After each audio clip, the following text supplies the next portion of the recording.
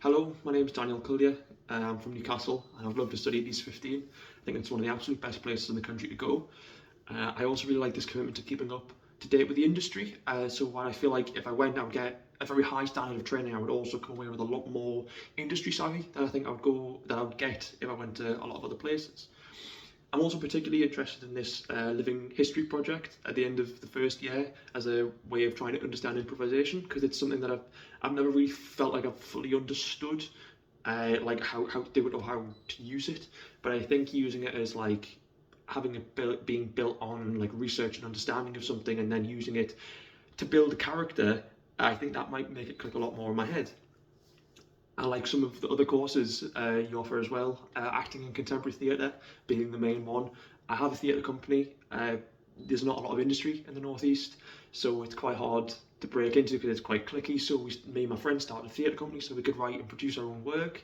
We put on our first show in the summer, and I do love writing. I'm very much in love with the whole creative process, so I would be really much very interested in learning how to train as an actor and make my own work.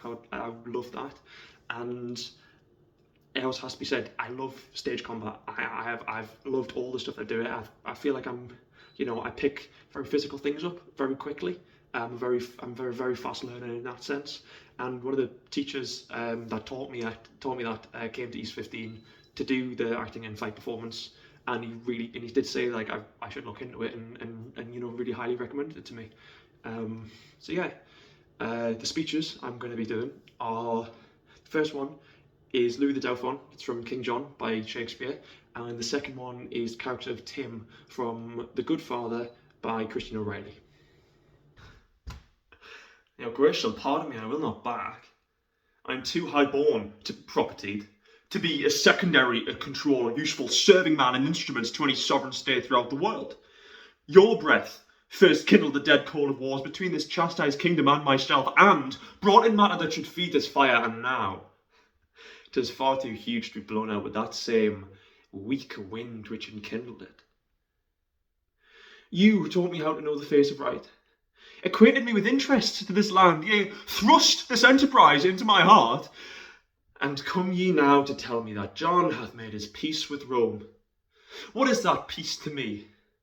I, by the honour of my marriage bed, after young Arthur, claim this land for mine, and now it's half conquered. Must I back because that John hath made his peace with Rome? Am I Rome's slave? What penny hath Rome borne? What men provided? What munitions sent to underprop this action? Is it not I that undergo this charge? Who else but I, and such as to my claim are liable, sweat in this business and maintain this war? Have I not heard these islanders shout out, Vive le Roi, as I have banked their towns?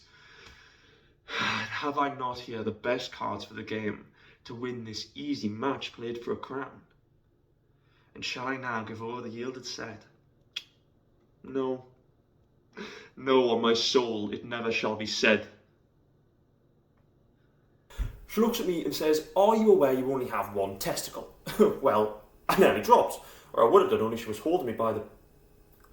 and obviously one of them hadn't dropped or something. You're joking, I said. She says, surely you must have noticed, but that was the thing. I always just assumed I had two. Like, I never bothered counting them.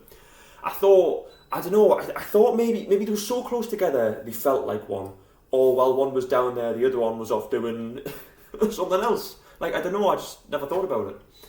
So she tells me then I might have what they call an undescended testes, meaning that one dropped but the other didn't. She said I'd have to get it checked out because if there was one still up there, it would have to be removed because, guess what?